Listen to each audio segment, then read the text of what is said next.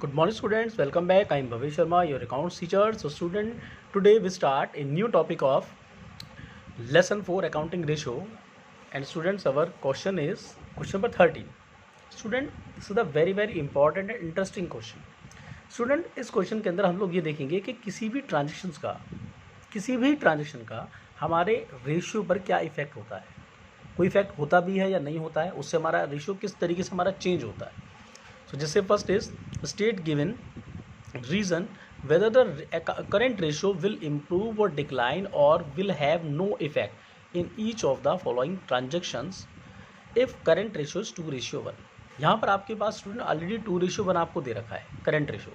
You know very well, formula of current ratio is current assets upon current liability, and current ratio already आपको 2:1 दे रखा है. और आपके पास नीचे ये इन्फॉर्मेशन है, वो कहना चाहते हैं इन ट्रांजेक्शन्स का आपके रेशियो पे क्या इफेक्ट होगा, रेशियो आपका इंप्रूव होगा, डिक्लाइन होगा, या फिर आपका कोई इफेक्ट नहीं होगा. तो यहाँ पर हमारे पास student A to I adjustment है, ट्रांजेक्शन्स है. So first is cash pay to trade payable, bills payable discharge, bills receivable endorsed to creditor, payment of final dividend already declared, purchase of stock in trade on credit, bills receivable endorsed to a creditor dishonored, purchase of stock in trade for cash, sale of fixed asset book value rupees 50,000 for rupees 45,000, and sale of fixed asset book value rupees 50,000 for rupees 60,000. Okay student, अब हम देखेंगे इस question को solve कैसे किया जाता है. देखिए, सो स्टूडेंट, इन क्वेश्चन के लिए फर्स्ट ऑफ ऑल हमें एक कैलकुलेशन हमको सब बनानी पड़ती है स्टूडेंट, जिस कैलकुलेशन के बेस पे हम ये डिसाइड करते हैं कि हमारा रेशियो इंप्रूव होगा या फिर हमारा रेशियो डिक्रीज़ होता है. ओके स्टूडेंट, सो उसके लिए मैं आपको एक फार्मूला बताता हूँ. मैं उस फार्मूले के बेस पे आप लोग ये ईजिली इस क्वेश्चन को आप लोग कर सकते हैं. ओके, तो स्टूडेंट जैसे so lesson 4 accounting ratio, and today is 14th of September 2020 on Monday, and question number 13. You know very well, current ratio, formula of current ratio is current assets upon current liabilities, and आपको question में current ratio 2:1 आपको दे रखा है. ये question में आपको 2:1 आपको दे रखा है, 2:1. ओके, अब स्टूडेंट ऐसे क्वेश्चन के लिए हम लोग क्या करते हैं, अपने पास में एक अमाउंट एज्यूम कर लेंगे. भाई अगर हमारा रेशियो 2:1 है तो हम मान के चलिए हमारी करंट एसेट रुपीज़ 2 लाख है. मैंने अपनी तरफ से एज्यूम करा है, आप इसे 2000 भी मान सकते हैं, कोई भी मान सकते हैं. मैंने एज्यूम कर लिया कि सपोज दैट हमारे पास में करंट एसेट्स हमारे पास में रुपीज़ 2 लाख की है, एंड करंट लाइबिलिटीज हमारे पास में अगर 1 लाख की है. सो करंट रेशियो क्या होगा, current assets upon current liabilities. So current asset rupees 2 lakh, current liability rupees 1 lakh, जब डिवाइड करेंगे तो 2:1, इसके हमारे इक्वल निकल के आ गया. ओके, ये वैल्यू एक हमने अपनी तरफ से एज्यूम कर ली है. अब हम देखेंगे ईच ट्रांजेक्शन का हमारे रेशियो पे क्या इफेक्ट होगा. So first is cash paid to trade payable. आपने पहली ट्रांजेक्शन में ट्रेड पेबल को आपने पेमेंट करी.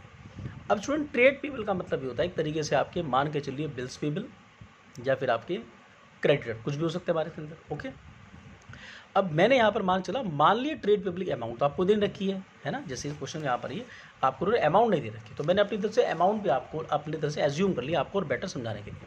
सो मान के चलिए amount is rupees 10,000, it means trade payable की अमाउंट हमारे पास 10,000 जो हम लोग पे करिए. तो करंट रेशियो का formula current assets upon current liability. अब करंट एसेट्स हमारे पास कितने rupees 2 lakh already, and 1 lakh rupees current liability. अब जब हम ट्रेड पेबल की पेमेंट करेंगे तो trade payable is a part of current liability. अब देखिए, जब आप ट्रेड पेबल की पेमेंट करेंगे तो लायबिलिटी हमारी 10,000 से रिड्यूस हो गई हमारी. ओके, क्योंकि मैंने 10 माने, 10 रिड्यूस हमारे पास में ये रिड्यूस हो गई. अब जब आप ट्रेड पेबल की पेमेंट करेंगे तो पेमेंट आप कैसे करेंगे, कैश में करेंगे. Cash is a part of current asset, तो आपके पास में 10,000 से कैश भी कम हो जाएगा. इट मीन्स करंट एसेट भी रिड्यूस हुई और करंट लायबिलिटी भी रिड्यूस हुई. अब देखेंगे इफेक्ट क्या हुआ, 2 lakh minus 10,000 190, and 1 lakh minus 10,000 90,000. जब बस डिवाइड करेंगे तो 2.11 आपका निकल के आएगा. रेशियो 1 पहले हमारा रेशियो था 2:1, अब हमारा 2.11. इट मीन्स हमारा रेशियो पहले से इंप्रूव हो गया. भाई पहले 2 था, अब 2.11 हो, तो रेशियो हमारा पहले से इंप्रूव हो गया. Okay, second is bills payable discharge. अब जो आपके बिल्स पेबल थे आपके डिस्चार्ज हो गए, बात सेम ही है. आपने यहाँ पर पेमेंट करी, यहाँ पे आप डिस्चार्ज हो गया, सेम इफेक्ट आ गया हमारा. तो अमाउंट इज रुपीज़ 10,000, मैंने यहाँ पर एज्यूम कर लिया. अगर आपके पास 10,000 के बिल थे, आपके बिल्स पेबल डिस्चार्ज मतलब आपने बिल्स की आपने पेमेंट करती होगी वीपी की. तो मान के चलिए आपने 10,000 की आपने पेमेंट करी है. So current ratio assets upon liability 2 lakh 1 lakh same hour. अब मैंने यहाँ पर 10,000 माने तो 10,000 से आपका क्या हुआ, कैश रिड्यूस हो गया, और 10 से आप लोगों के बिल्स पेबल आपके रिड्यूस हो गए, लाइबिलिटी आपकी current liability, because bills payable is part of current liability. Same हमारा 190 और 90 रेशियो 2:1, इट मीन्स हमारा रेशियो पहले से हमारा इंप्रूव है, पहले 2.1 था, हमारा 2.11 माने निकल गया, रेशियो हमारा पहले से इंप्रूव हो गया। Next is bills receivable endorse to a creditors. आपके पास एक बिल्स रिसीवेबल था, आपने किसी क्रेडिटर को एंड्रोज कर दिया, मैंने मान के चलिए अमाउंट हमारे पास 5,000, इट मीन्स बिल्स रिसीवेबल की अमाउंट हमारे पास 5,000 थी, जो हमने किसी क्रेडिटर को एंड्रोज कर दिया। अब ratio you know very well assets upon liability 2 lakh 1 lakh है। अब अगर हम देखिए स्टूडेंट, जब हम किसी क्रेडिटर को पेमेंट कर रहे हैं, मतलब हमने क्रेडिटर को पेमेंट नहीं करी है, हमारे पास में एक बिल्स पेबल था, BR था, बिल्स रिसीवेबल था, हमने वो एक क्रेडिटर को दे दिया। जब हम बिल्स किसी क्रेडिटर को देंगे तो BR is a part of current asset, तो करंट एसेट तो हमारी कम हो जाएगी ना, हमारी कम हो गई। ओके, अब क्रेडिटर क्या है, जब आपने BR किसी क्रेडिटर को दे दिया तो क्रेडिटर से part of liability, current liability, वो भी आपकी कम हो गई होगी, वो तो 5 से आपने वो भी कम कर दी, तो 2 लाख माइनस 5 195, ये हो गया हमारा 95, डिवाइड करेंगे 2.05, इट मीन्स पहले हमारा रेशियो था 2.1, सॉरी 2:1, हमारा है 2.05, पहले से हमारा बढ़ गया, इट मीन्स हमारा इम्प्रूव हो गया। Okay, next is payment of final dividend already declared. हमारे पास एक फाइनल डिविडेंड था जो पहले से डिक्लेयर था, अब हमने उसकी पेमेंट कर दी है। जब पेमेंट कर दी है तो मैंने अमाउंट मान ली, मान के चलिए आपने डिविडेंड की पेमेंट कर रही है ₹2,000 की। Okay, so simple, current assets upon liability 2 lakh upon 1 lakh. अब जब आप पेमेंट करेंगे डिविडेंड की तो आपके पास से कैश जाएगा, कि पेमेंट तो कैश में करेंगे ना आप लोग, कैश जाएगा तो क्या होगा, आपके पास से कैश रिड्यूस हो, कैश मीन्स करंट एसेट्स हमारी कम हो गई।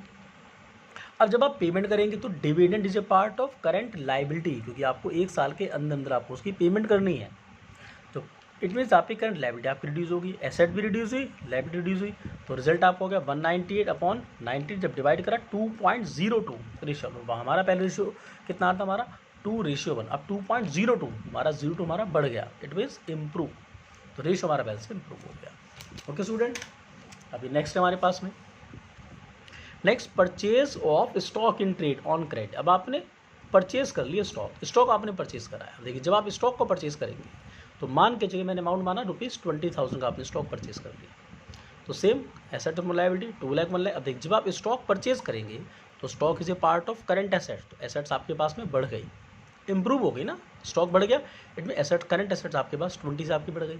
अब जब आपने कुछ परचेज किया है और आपने परचेज करा है क्रेडिट, तो क्रेडिट मीन्स आपके क्रेडिटर बढ़ गए होंगे, है ना, और credit is a part of current liability. Okay, तो ये भी आपके पास 20 से बढ़ गई। अब ये हो गया हमारा कितना 220, ये हो गया हमारा 120, डिवाइड कर लिया 1.83 रेशियो 1, जबकि रेशियो हमारा क्या था हमारा 2:1। ओके, तो हमारा 1.8 में हमारा पहले से हमारा कम हो गया, it means decline. Okay, next is bills receivable endorse to a creditor dishonoured. जो बिल आप लोगों ने किसी क्रेडिटर को एंड्रोज किया था, यहाँ पर इस वाली एंट्री में जी जो हम लोगों ने बिल को एंड्रोज किया था जीरा, ओके 5,000 का, ये बिल अब आपका क्या होगा, ये डिसऑर्डर्ड हो गया। अब देखिए, जब आपका बिल डिसऑर्डर्ड हो गया तो वही 5,000 का बिल था हमारे पास। देखिए, assets upon liability 2 lakh 1 lakh. अब देखिए स्टूडेंट, ये समझने वाला पॉइंट है, एक बिल्स रिसीवेबल था, आपने किसी क्रेडिटर को दिया, अब वो एंड्रोज हो गया, सॉरी अब आपका डिसऑर्डर्ड हो गया। जब डिसऑर्डर्ड हो गया इट मीन्स क्या होगा, अब वो BR तो आप पे खत्म हो गया ना भाई, जो BR थे वो तो आप पे रहे नहीं है, लेकिन अब वो बिल्स रिसीवेबल आपका कहाँ काउंट हो जाएगा, डेटर्स में काउंट हो जाएंगे। तो जब कोई बिल्स रिसीवेबल डिसऑर्डर्ड होता है तो वो हमारा कहाँ, डेटर्स में हमारा काउंट हो जाता है, और debtors A part of current asset, तो 5,000 के हमारे क्या हो गया, हमारे करंट एसेट्स हमारी बढ़ गई।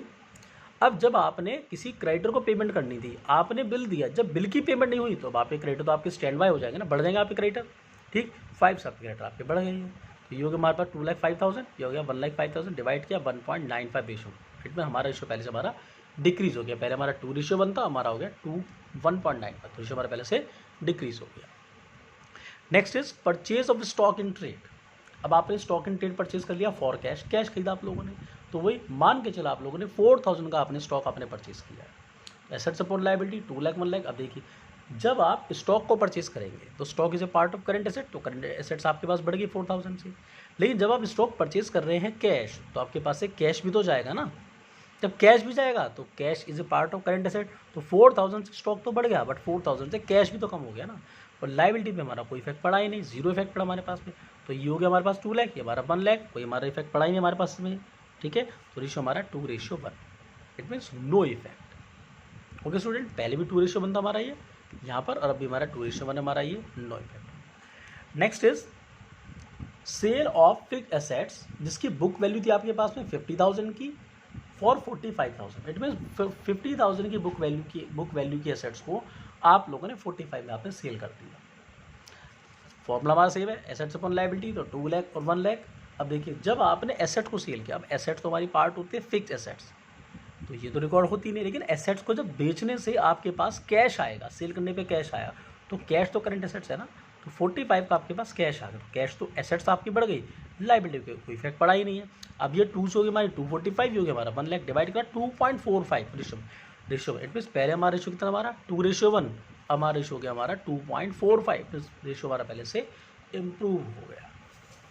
And last is sale of assets, book value 50 और 60 सेम है स्टूडेंट से, कोई इंप्रूव नहीं है, सेम है। एसेट्स अपॉन लायबिलिटी, ये 2 लाख, ये 1 लाख। अब देखिए 50 के एसेट 60 में भी, अब एक बात बताइए, चाहे 50 की 45 में बेचे या 50 की 60 में बेचे, एसेट्स को बेचने पे प्रॉफिट लॉस तो हो रहा है, लेकिन कैश तो आ रहा है आपके पास में। यहाँ भी आपके पास 45 आया, यहाँ आपके पास में 60 आ गया, बात तो एक ही है। अब 2 लाख से 260, ओके, और ये हमारा 1 लाख, कोई चेंज नहीं हुआ, 2.6 रेशियो पर इम्प्रूव, रेशियो हमारा पैसा हमारा इम्प्रूव। ओके स्टूडेंट जिस टाइप से क्वेश्चन आपको एग्जाम में जरूर आते हैं, तो कहाँ रेशियो आपका इंप्रूव होता है, डिक्रीज होता है, नो इफेक्ट होता है। Okay student, so now you solve all the question of this topic. Okay students, clear? And if you have any doubt and query, so you can call मी और WhatsApp.